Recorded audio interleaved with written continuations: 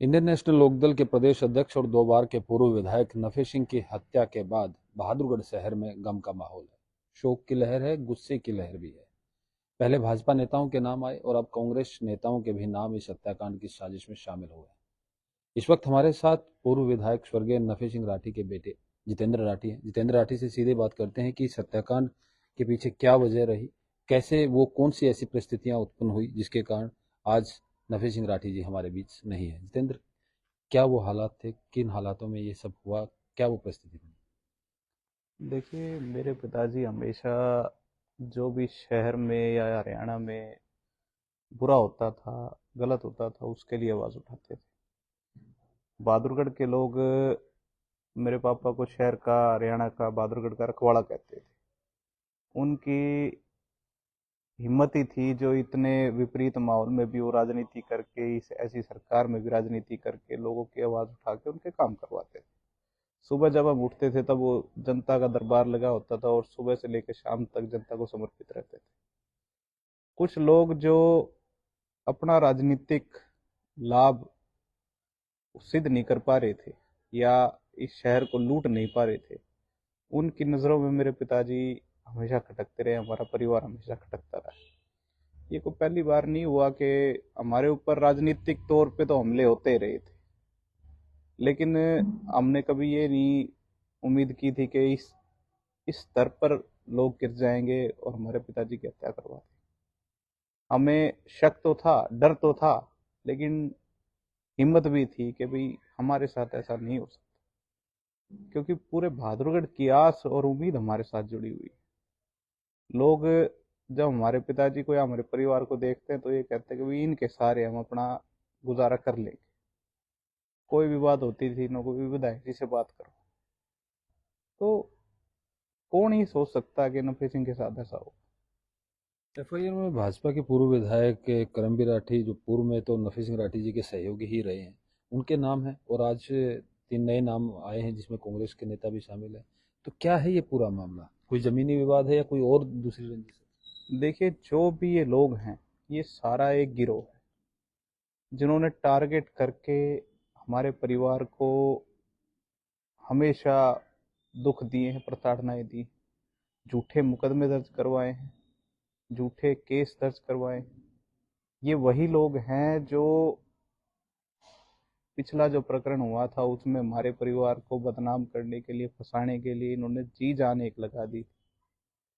Media के ऊपर, politics में और पुलिस के ऊपर बार बार प्रेशर बना बना के और अनेकों तरह से हमें प्रताड़ित किया इन लोगों ने। जमीन का कोई विवाद सुनने में आ रहा है, क्या है वो विवाद, पूरा बताएंगे? देखिए, जमीन का हमारा जो विवाद था वो खेवट का जमीन का विवाद था। किसके साथ? और एक प्लॉट जो हमारे के ऊपर, जिसके ऊपर करमबीर राठी का परिवार कब्जा करना चाहता था, उसका विवाद था, जिसके के कारण मेरे ऊपर भी झूठा मुकदमा लगा के, जिसमें एफआईआर में मेरा नाम नहीं था, 12 दिन मुझे जेल में भेज दिया गया था। और मेरे पिताजी के ऊपर 306 का झूठा मुकदमा बना के, जिसमें आज तक 12 महीने हो गए हैं, पुलिस ने चार्जशीट तक दाखिल नहीं की। जबकि हम बार बार ये कह रहे हैं चार्जशीट तो दाखिल करो, चार्ज तो दाखिल करो, लेकिन दाखिल नहीं की। उस मतलब हरासमेंट इतनी ज्यादा कर दी थी हमारी कि भाई इस शहर में रहना ही मुश्किल कर रखा। कौन से मामले में चार्जशीट की डिमांड करते जिस मामले में जगदीश की सुसाइड, जगदीश ने जो सुसाइड किया था, उस मामले में चार्जशीट की मांग कर रहे थे।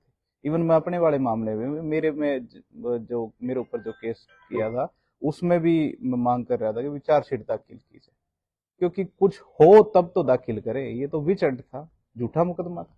कोई और भी मुकदमा उत्तर प्रदेश में दर्ज हुआ है क्या? उत्तर प्रदेश में गौरव राठी, रमेश राठी और सतीश राठी ने, इन्होंने मेरे पिताजी के ऊपर झूठा मुकदमा दर्ज कराया था कि हमने इनसे रंगदारी मांगी। 5 तारीख को एफआईआर नंबर 10 और 11 बुढ़ाना क्षेत्र में, मुजफ्फरनगर थाने में झूठी दर्ज हुई थी, जिसकी 1 महीने में वहां के एसपी ने तफ्तीश करके और ये लिख दिया कि भी ये झूठा मुकदमा है, और आप एफआईआर को निरस्त कर दिया था और कोर्ट में वो भेज दी थी। इनके ऊपर 182 बनवानी थी। 27 तारीख को, आज 26 है मेरे ख्याल, आज 27, आज की तारीख हमारी हाईकोर्ट में तारीख थी जिसमें हम ये सबूत पेश करते कि देखो जी, रमेश राठी और गौरव राठी हमारे ऊपर झूठे मुकदमे दर्ज करा रहे हैं, ये सिर्फ और सिर्फ हमें राजनीतिक तौर पे परेशान कर रहे हैं, बदनाम कर रहे हैं, अपने पिताजी की सुसाइड का फायदा उठा रहे हैं। और रमेश तो आपको पता है, रमेश तो पहले भी गोली चला चुका है, 307 का आरोपी है, पता नहीं अनेक को उसके ऊपर मामले दर्ज हैं, लेकिन पुलिस ने उसका हर बार बचाव किया, यहाँ के लोकल नेताओं ने उसका हर बार बचाव किया।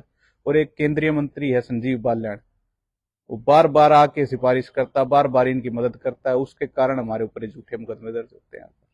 तो उत्तर प्रदेश में जो मुकदमा दर्ज था उसके अगेंस्ट आप हाईकोर्ट में गए थे मुकदमा रद्द करवाने के लिए? नहीं, उसके सबूत लेके हमने आज चंडीगढ़ पंजाब हरियाणा हाई कोर्ट में जाना था, क्योंकि हमारी बेल एप्लीकेशन, बेल जो पापा को मिली हुई थी, उसकी कैंसिलेशन में सतीश राठी और गौरव राठी गए हुए थे। तो हमने सबूत अपने देने थे कि जी हमारे को तो खाम खा झूठा बदनाम कर रहे हैं इन्होंने, हमने कुछ किया ही नहीं इनके लिए, कभी भी इनके साथ हमारा कोई विवाद ही नहीं था।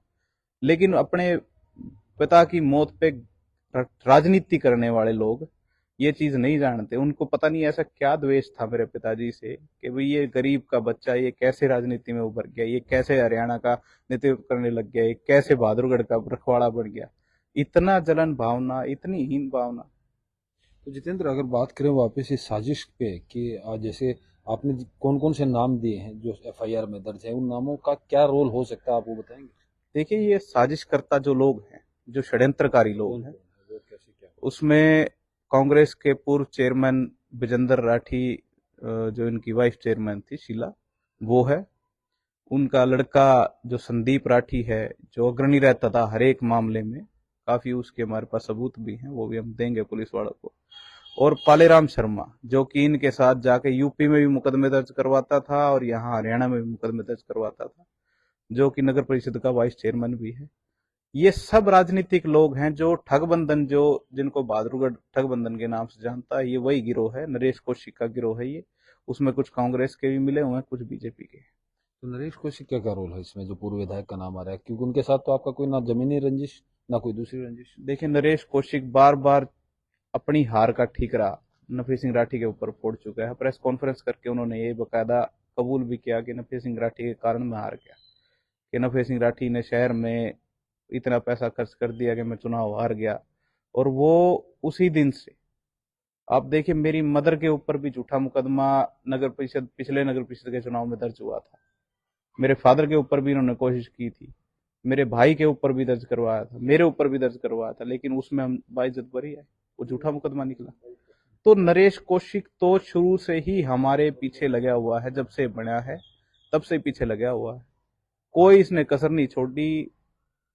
कहीं पे भी अगर अधिकारियों पर दबाव हुआ, आप इनके फोन रिकॉर्ड निकलवाओ, सारी सच्चाई सामने आएगी। हर एक अधिकारी के पास नरेश कौशिक के परिवार का फोन गया, नरेश कौशिक का फोन गया कि भी नभे सिंह ने ये कर दिया, अरेस्ट करो, नभे सिंह ने ये कर दिया, मुकदमा दर्ज करो, इसके परिवार पे मुकदमा दर्ज करो, इसके लड़के पे मुकदमा दर्ज करो। मुझे अरेस्ट कराने के लिए मैं मानता हूं कि हाँ, इन्होंने जी जान लगाई थी, अधिकारियों पर दबाव बनाया था। ये बात कही जा रही है कि ये कॉन्ट्रैक्ट किलिंग है, तो कॉन्ट्रैक्ट किसने दिया? आपने तमाम नाम बताए, साजिश में बताए, देखिए कॉन्ट्रैक्ट देने वाला कौन है और कॉन्ट्रैक्ट लेने वाला कौन है, क्या कुछ देखिए बताए? जब पुलिस तफ्तीश करेगी तो सारे तथ्य सामने आएंगे। इनको अरेस्ट करो, इनके जैसे पुलिस इनसे पूछताछ करेगी, सारी चीज सामने आएगी, सारे तथ्य सामने आएंगे।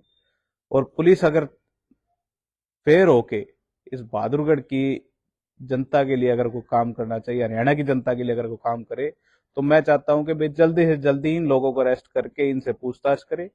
पूछताछ करते ही सबूत सामने आएंगे और पूरा मामला पानी की तरह साफ हो जाएगा।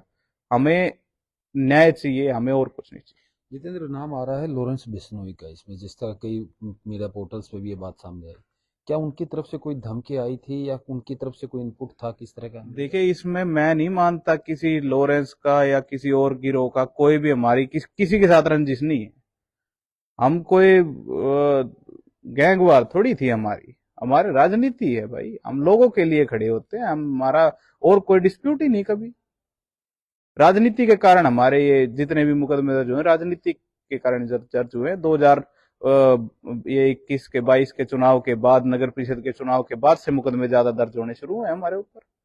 आप तो मीडिया में कवर कर रहे थे, कितने दिनों से आपको पता था कि हर एक मामला झूठा, हमने साक्ष्य पेश किया, हर एक साक्ष्य पेश किया। पुलिस ने बार बार मुकदमे दर्ज किए, हमने बार बार सबूत दे के, और मुकदमे बाद में इनको कई तो रद्द भी करने पड़े, कईयों में अभी कोर्ट में जाके हम अपना सारे क्या ये सबूत हो सकता है किसी बड़े गिरोह को कॉन्ट्रैक्ट दिया गया हो?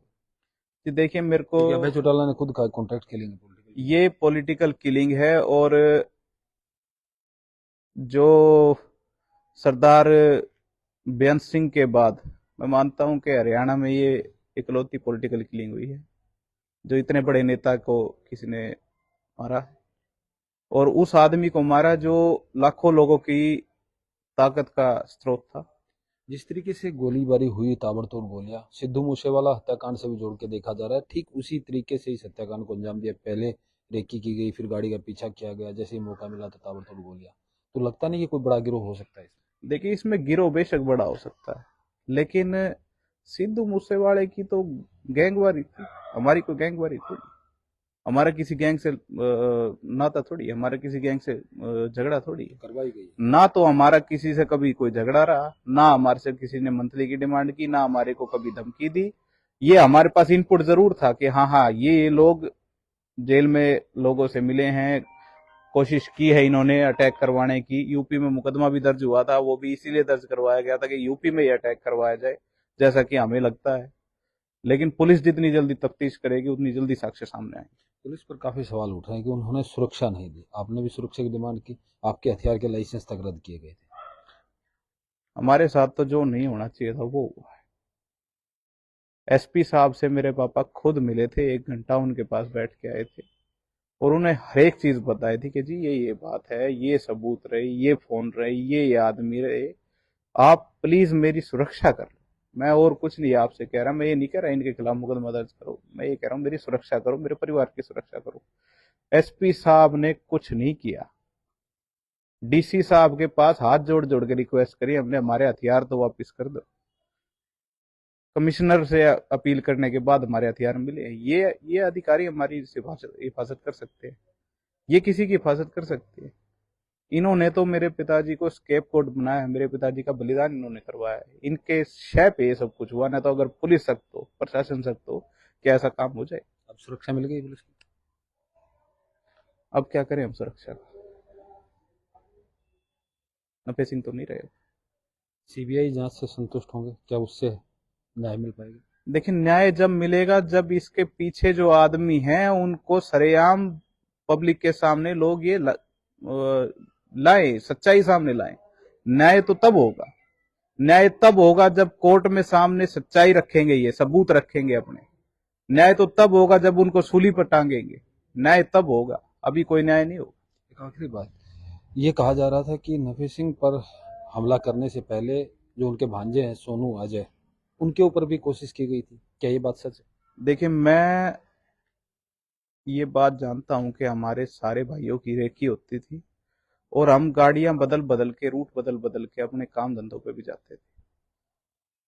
मैं जहां जिम जाता था वहां पे भी रेकी हुई है, मैंने तभी जिम जाना भी छोड़ दिया। अपनी पर्सनल लाइफ हमने लोगों के लिए छोड़ दी, हमने अपना हर वो रास्ता बदला जिस पे हमें ये लगता था कि भी आज यहाँ पे इस रूट से जाना ठीक नहीं, क्योंकि कल यहाँ से गए थे। हम तो अपना बचाव कर रहे थे, लेकिन बचने वाले को तो हमेशा मौका चाहिए, मारने वाले को तो एक चाहिए। देखिए, जहां तक बात है हमले के इनपुट की, तो हमले का इनपुट जरूर परिवार के पास था, उसके लिए परिवार ने एहतियात भी बरता, लेकिन पुलिस से जब सुरक्षा मांगी गई तो पुलिस ने सुरक्षा नहीं दी। फिलहाल इस पूरे मामले में, इस हत्याकांड की साजिश में भारतीय जनता पार्टी के बड़े नेताओं का नाम शामिल आया है, और अब कांग्रेस के 2 नेताओं का भी नाम सामने आ गया है, जो बयानों में जितेंद्र ने पुलिस को दिए हैं। लेकिन सीबीआई जांच पर भरोसा है, और इनका कहना है कि जल्द से जल्द आरोपी सामने आने चाहिए। प्रवीण कुमार धनखड़, पंजाब केसरी, बहादुरगढ़। हमसे जुड़े रहने के लिए हमारे YouTube चैनल को सब्सक्राइब करें और नई वीडियो की नोटिफिकेशन के लिए बेल आइकॉन को दबाएं। अगर आप ये वीडियो Facebook पर देख रहे हैं तो लाइक जरूर करें और ज्यादा से ज्यादा शेयर करें। धन्यवाद।